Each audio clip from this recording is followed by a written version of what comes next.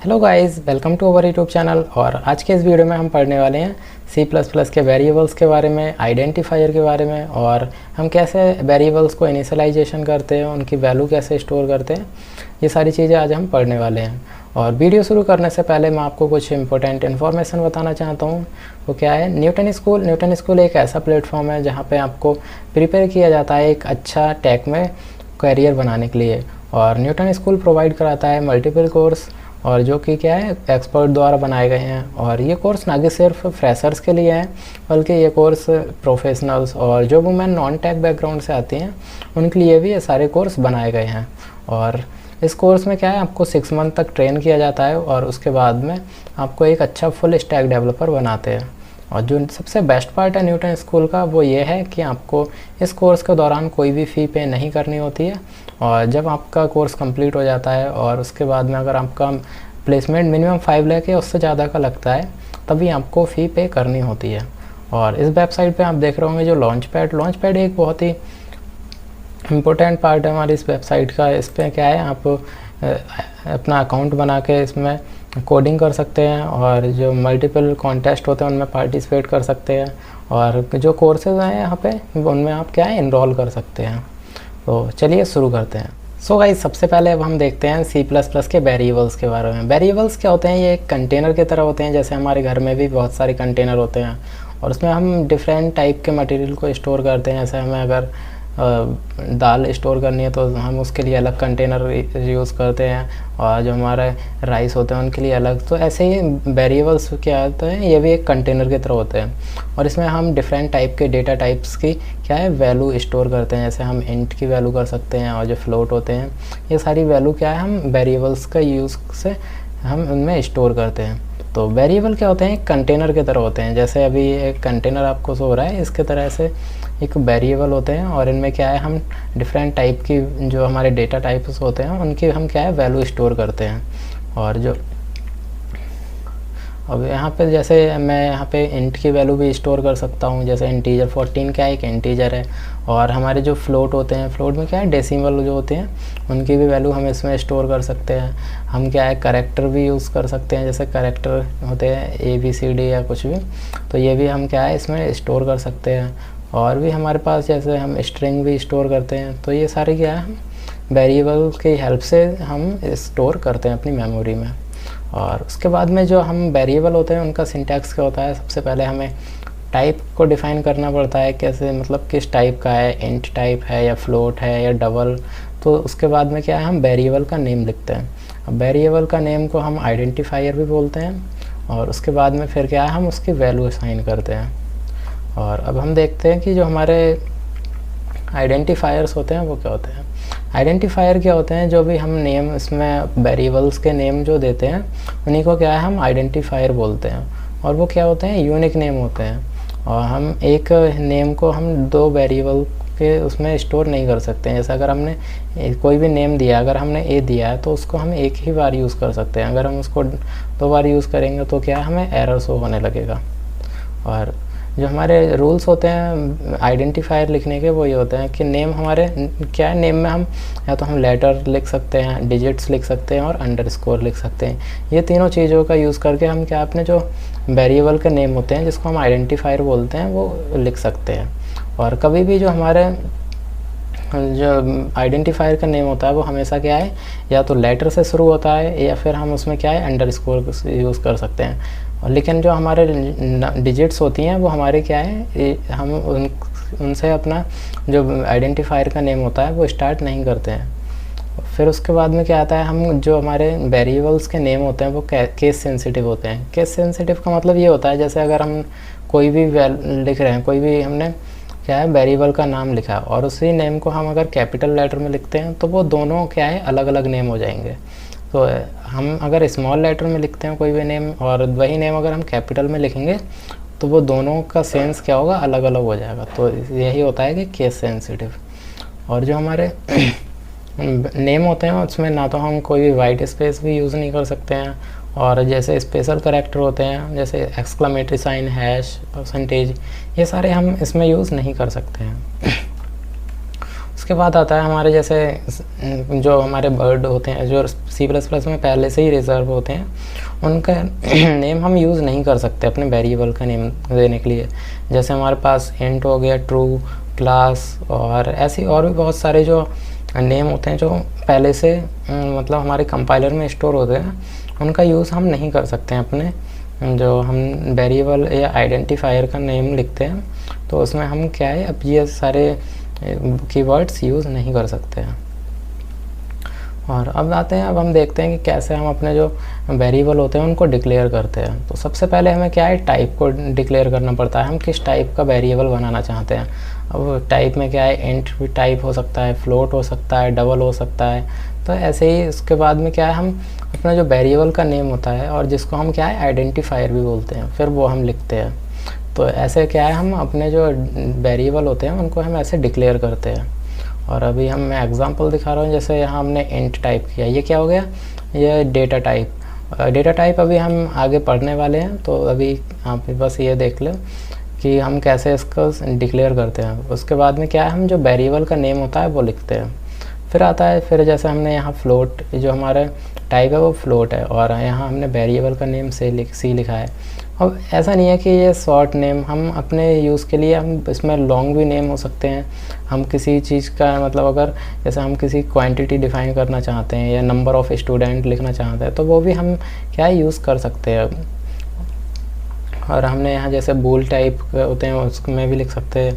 और अगर हमें एक बार में मल्टीपल जो वेरिएबल होते हैं, अगर हम सेम टाइप के मल्टीपल वेरिएबल डिफ़ाइन करना चाहते हैं या डिक्लेयर करना चाहते हैं, तो वो हम एक बार में ऐसे कर सकते हैं। जैसे हमने यहाँ इंट टाइप किया है, उसके बाद में हम एक्स, एक ये वेरिएबल हो गया, फिर सेकंड ये वेरिएबल हो गया, हम कॉमा लगा के कितने भी सेम टाइप के वेरिएबल को एक साथ डिफ़ाइन कर सकते हैं। अब बात आती है इसमें हम जैसे अभी तो हमने इसको डिक्लेयर कर दिया, अब इसमें हम वैल्यू कैसे असाइन कर सकते हैं। तो अब देखेंगे हम जो इनिशियलाइजेशन ऑफ वेरिएबल होती है, इसमें क्या है हम अपने जो वेरिएबल होते हैं उनकी हम वैल्यू को असाइन करते हैं। तो सबसे पहले हम जैसे जो हमारा सबसे मोस्टली लोग यही यूज़ करते हैं, तो सबसे पहले हमने क्या है टाइप यूज़ किया। टाइप में क्या हमारा जो हम डेटा टाइप होते हैं वो लिखते हैं, फिर हम वेरिएबल का नाम लिखते हैं, उसके बाद में इक्वल का साइन लगा के हम क्या है इसमें वैल्यू असाइन करते हैं। उसके बाद में फिर हमारा जैसे एग्जांपल भी मैंने यहाँ दिखा दिया इंट, और मैंने जैसे बताया था अभी कि हम ज़रूरी नहीं है कि हम एक ही लेटर का जो हम अपना आइडेंटिफायर का नेम है वो एक ही लेटर का यूज़ करें। हम इसमें कुछ भी यूज़ कर सकते हैं, जैसे नंबर ऑफ़ स्टूडेंट लिख सकते हैं जो हम अंडरस्कोर लगा के, या और भी हम चीज़ें यूज़ कर सकते हैं। और फिर हमारा आता है जैसे अगर हम ऐसे ये भी हम डिफ़ाइन कर सकते हैं, और ये दोनों भी वैलिड है, कैसे भी हम इस जो अपनी वैल्यू होती है उसको कैसे भी इनिशियलाइज़ कर सकते हैं। तो अब यहाँ हमने टाइप लिखा, फिर उसके बाद में आइडेंटिफायर में क्या होता है हम नेम लिखते हैं, फिर उसके बाद में हम पैरेंथेसिस लगा के इसके अंदर अपने वैल्यू असाइन कर सकते हैं। और ये दोनों ही जैसे और इसका और इसका क्या है सेम मीनिंग है, इसमें कोई डिफरेंस नहीं है, बस हम चाहे ऐसे डिफ़ाइन कर लें या ऐसे डिफ़ाइन कर लें, बात एक ही है दोनों की। और एक और तरीका होता है हमारा डिफ़ाइन करने का, उसमें पैरेंथेसिस की जगह हम क्या है कर्ली ब्रेसेस लगा लेते हैं। तो ये तीनों ही मेथड क्या है हमारे वैलिड होते हैं। हम अगर इन तीनों को डिफ़ाइन करेंगे तो क्या है इनका मीनिंग तीनों का सेम होगा, बस हमने अलग अलग तरीके से इसको डिफ़ाइन कर लिया है। सो गाइस, अब हम चलेंगे अपने न्यूटन स्कूल की वेबसाइट पे, और वहाँ पे हम अपने न्यूटन स्कूल के आईडी का यूज़ करके हम ये सारी चीज़ें कोडिंग करके देखेंगे, और उसके हम देखते हैं कि कैसे हम इन सारी चीज़ों को अप्लाई करेंगे जो अभी तक हमने पढ़ा था, कैसे हम अपने वेरिएबल के नेम को डिफ़ाइन करेंगे, और ये सारी चीज़ें हम अप्लाई करके देखने वाले हैं।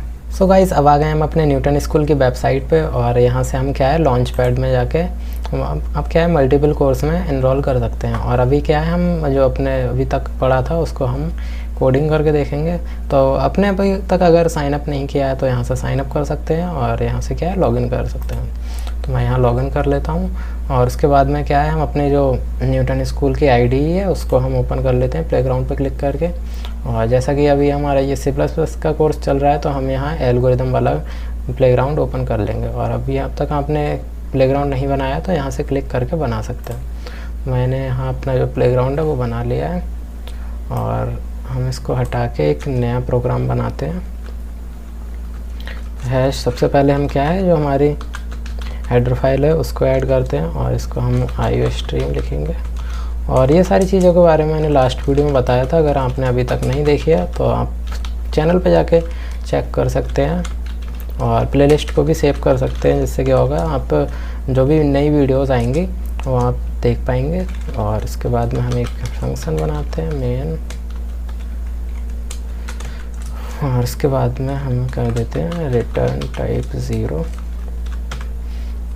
क्या है, हम सब जैसे हमने पढ़ा था अभी वेरिएबल के बारे में, तो सबसे पहले हमने देखा था वेरिएबल क्या एक कंटेनर की तरह होते हैं और इसमें हम डिफरेंट टाइप के क्या है डेटा टाइप को स्टोर कर सकते हैं, उनकी वैल्यू को स्टोर कर सकते हैं। तो यहाँ पहले मैं एक इंट बनाता हूँ और हमने देखा था कि हम जो हमारे आइडेंटिफायर होते हैं उनको हम कैसे डिफ़ाइन करते हैं। आइडेंटिफायर हमने देखा था कि क्या वेरिएबल के नेम होते हैं, तो उसको हम क्या है या तो हम कोई भी लेटर से स्टार्ट कर सकते हैं, जैसे हम नंबर ऑफ स्टूडेंट लिखना चाहते हैं तो हम ऐसे लिख सकते हैं, या हम कुछ और लिख लेते हैं, num1 लिख लेते हैं,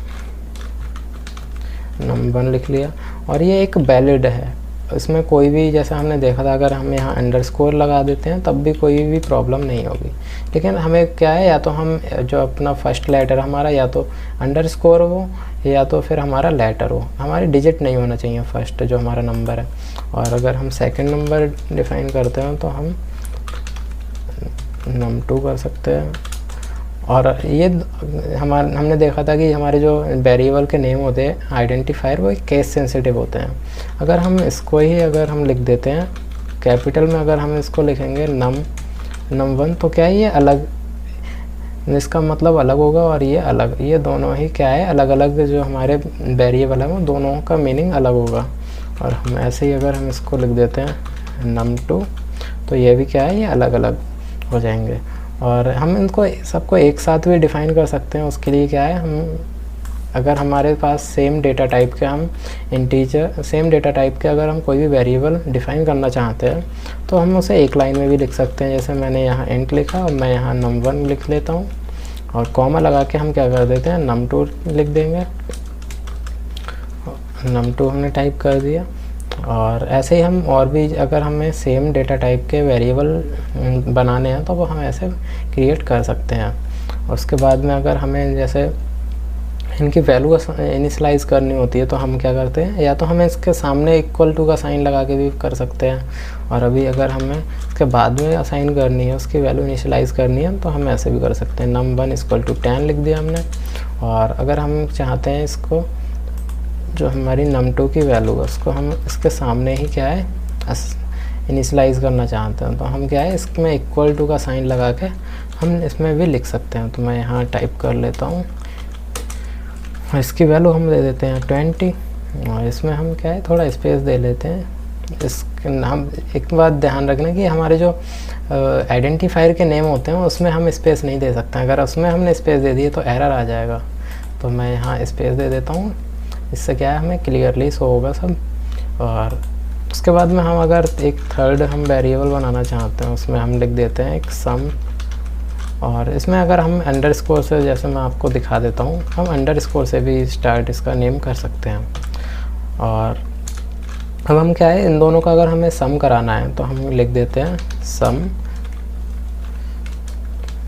= हम क्या कर देंगे जो हमारा num1 है और प्लस करेंगे और हम क्या कर देते हैं num2 कर देंगे। और इसमें हम क्या है हमें जो सेमीकोलन है वो लगाना बहुत ज़रूरी है। अगर हम सेमीकोलन नहीं लगाएंगे जैसे अभी यहाँ रह गया है, अब मैं अगर इसे कंपाइल कर देता धोखे से भी तो क्या है हमें ये एरर शो करने लगता है। अभी जैसे मैं रन करूँगा इसे तो क्या है हमें एक एरर शो होगा और यहाँ एरर आ रहा है। इसीलिए जो हमारा सेमीकोलन का है इसका बहुत ध्यान रखना पड़ता है। इसके वजह से मोस्टली केसेस में क्या होता है हमारा इसी की वजह से एरर आता है। तो अब मैं यहाँ रन करूँगा तो कोई भी एरर नहीं आएगा। अब क्या है हम अभी तक हमने इसकी जो वैल्यू है उसको प्रिंट नहीं कराया है, बस हमने स्टोर करके रखी है सम की वैल्यू है। अब हमें अगर प्रिंट कराना है तो प्रिंट कराने के लिए हम क्या करते हैं cout का यूज़ करते हैं। अब cout में क्या है हम यहाँ पे सम कर देंगे और उसके बाद में अगर हम यहाँ पे इसमें सेमीकोलन लगा देते हैं तो यहाँ से भी वैल्यूज़ हो जाएगी।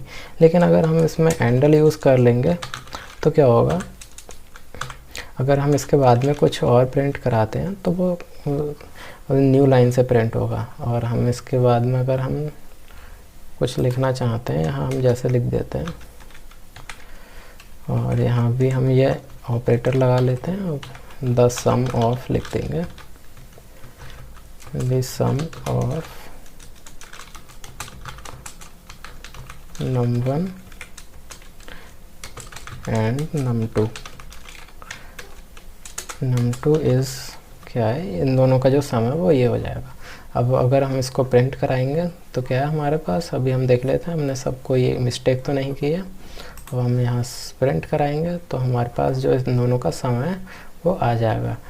सो गाइस हमारा जो सम था वो num1 और num2 का वो प्रिंट हो गया है। अब ऐसे ही करके हमें अगर इसके मल्टीप्लाई करानी है तो उसके लिए भी हम एक वेरिएबल और बना लेते हैं, और उसमें हम क्या करेंगे, इसको इनिशियलाइज करते हैं num1, और इसकी क्या कर देंगे num1 और एस्ट्रिक num2, और इसके बाद में हम क्या है इसको प्रिंट करा देंगे सी आउट, और यहाँ लिख देते हैं द प्रोडक्ट ऑफ यहाँ num1, और यहाँ हम कर देते हैं एंड यहाँ हम कर देंगे num2 इज़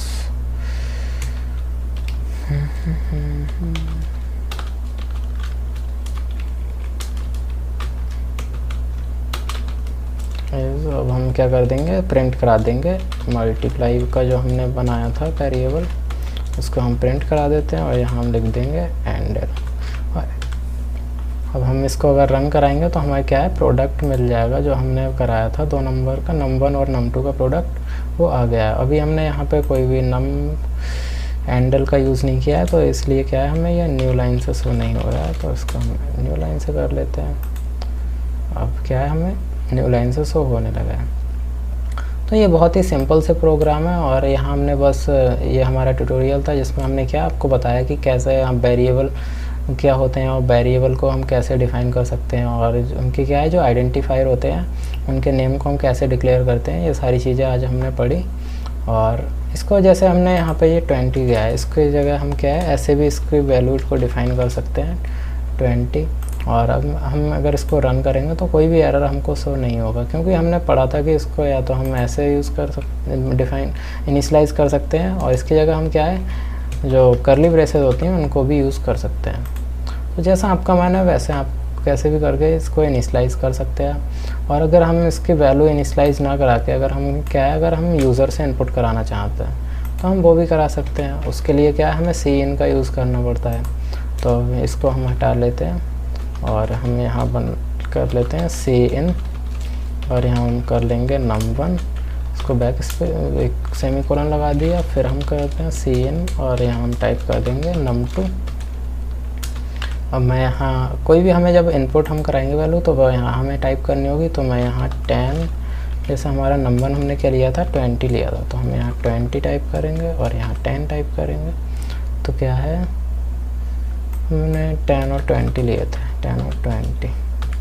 अब हम क्या है इसको रन कराएंगे तो हमें कोई भी एरर शो नहीं होगा, क्योंकि हमने वही वैल्यू असाइन कराई है, मतलब इनपुट करी है जो हमने पहले करी थी। अब हम अगर इसको हम कोई और भी नंबर हम ले सकते हैं 100 और 200, तो हमारा जो सम है वो आ जाएगा। जैसे हमने जो मल्टीप्लाई है उसकी क्या हो जाएगी, हो जाएगी हमारी 20,000 और दोनों का सम है वो 300 हो जाएगा। ये बहुत ही सिंपल से प्रोग्राम थे, और आप भी इसको देख सकते हैं। कोई भी प्रोग्राम बनाए जिसमें आप मल्टीप्लिकेशन डिवाइड करा सकते हैं, सब्ट्रैक्ट करा सकते हैं। और आज के वीडियो में हमने देखा था कि कैसे हम ये सारी चीज़ें करेंगे, तो वो हमने कोडिंग करके भी देख ली हैं। सो गाइस अभी तक आपने अगर चैनल को सब्सक्राइब नहीं किया है तो चैनल को सब्सक्राइब कर लें और प्लेलिस्ट को सेव कर लें। इससे क्या है आपको कोई भी प्रॉब्लम नहीं होगी वीडियो सर्च करने में, आपको बस प्लेलिस्ट में जाके और जो भी वीडियो आती रहेंगी वो आपको मिल जाएंगी। और बेल आइकन को दबा दें, जिससे क्या आपको अपडेट्स मिलती रहेंगी नई वीडियो की। So thank you guys for watching the video.